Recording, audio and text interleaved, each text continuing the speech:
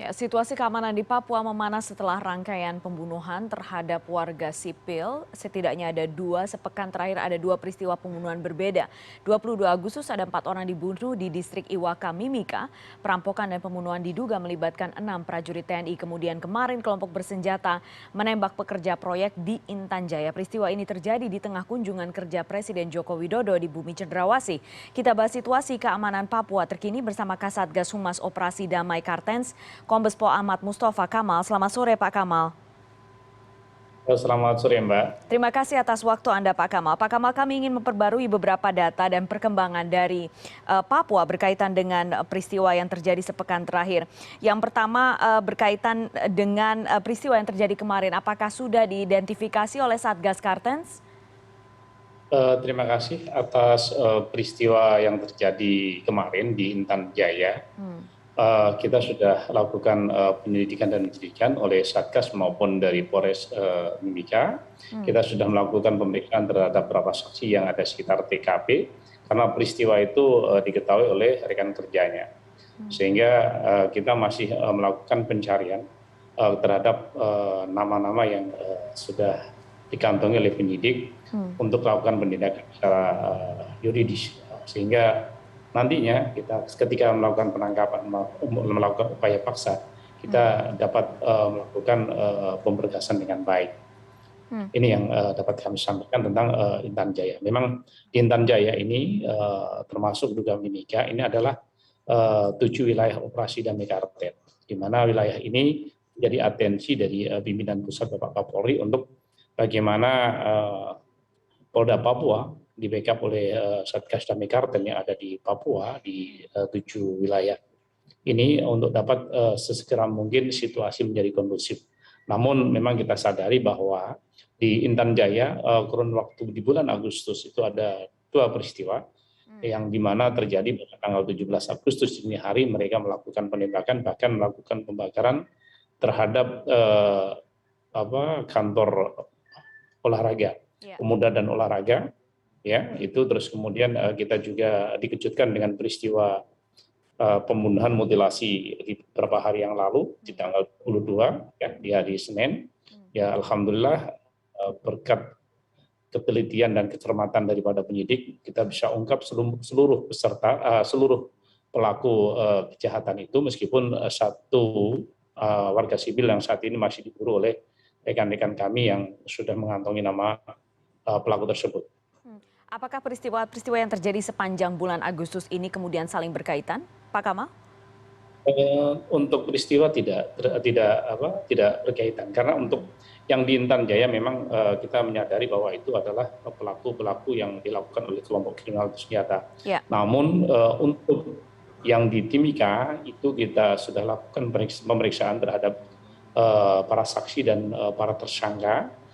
Itu adalah modus daripada untuk mendapatkan uang karena dari beberapa pelaku yang kita lakukan ya Pak ya berarti ya. Dia modusnya akan membeli senjata, menjual senjata, ternyata setelah dari korban kumpulkan uang yang cukup sekitar 250 juta, mereka berjanji di suatu tempat dan bahkan korban ini kan pinjam travel ya, sewa mobil ya, terus kemudian setelah mereka dieksekusi dengan sistem mutilasi untuk korban dan bahkan mereka langsung dibuang di sungai dengan beban batu.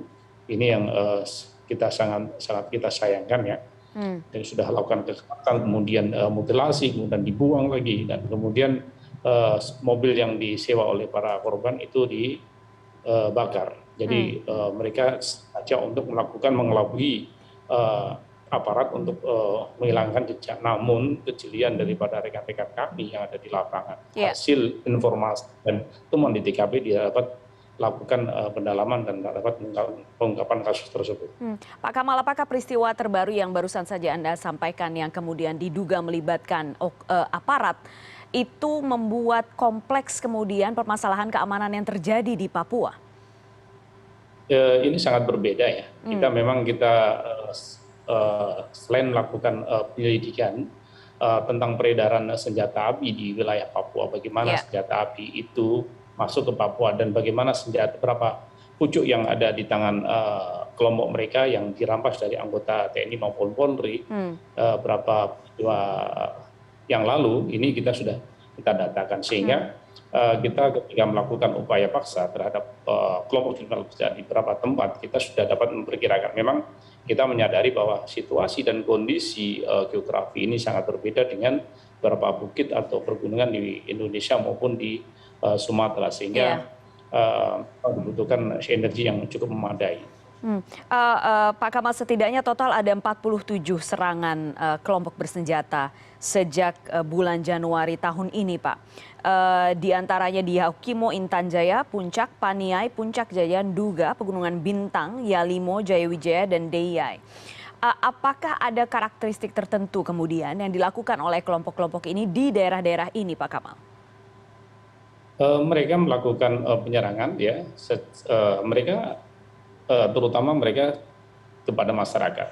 Masyarakat, apakah itu masyarakat pendatang maupun masyarakat yang tidak sepaham dengan dia, atau bahkan dengan melakukan kekerasan seperti yang terjadi di Intan Jaya kemarin, itu kan korbannya adalah warga masyarakat asli Papua, salah satu warga suku di Biak, namun korban adalah keluarganya ada di Nabire, sehingga kita cukup sayangkan, kita tidak bisa terus kemudian peristiwa di Nduga yang 13 korban itu, yang 11 meninggal dunia dan 2 luka-luka, salah satu adalah pendeta. Dan kami langsung ke TKP dan kami juga upaya untuk melakukan penangkapan dengan rekan-rekan Satgas Damai Karten, kemudian anggota organik dari Polres Nduga dan rekan-rekan TNI. Namun memang kita menyadari, ya, situasi dan kondisi geografis yang memang perlu kita tetap harus ulet. Ya, harus ulet dan fisik. Pak Kamal, ini kan kasus yang atau situasi keamanan di wilayah Papua ini memang sangat spesifik dan juga sensitif. Sudah banyak pihak, mulai dari Komnas HAM, kemudian aktivis, menyampaikan bahwa pendekatan yang dilakukan di wilayah Papua harus lebih humanis, pendekatan kultural, dan apakah langkah itu kemudian juga sudah dilakukan oleh Satgas sekarang? Jadi selain pendekatan keamanan yang dilakukan dengan mungkin ada personil, menempatkan personil dengan senjata lengkap, tapi juga ada pendekatan-pendekatan dengan cara lain yang saat ini terus-menerus dilakukan oleh Satgas. Ya, dapat kami informasikan perubahan Satgas Damai Karten dari Satgas Nemangkawi ini adalah salah satu upaya bagaimana Polri melakukan upaya pendekatan kepada seluruh masyarakat yang ada di tanah Papua. Apakah mereka ini berseberangan terhadap keyakinan, ya, maupun orang-orang yang simpati, atau bahkan yang memang mereka paham bahwa mereka adalah warga Papua dan warga Indonesia.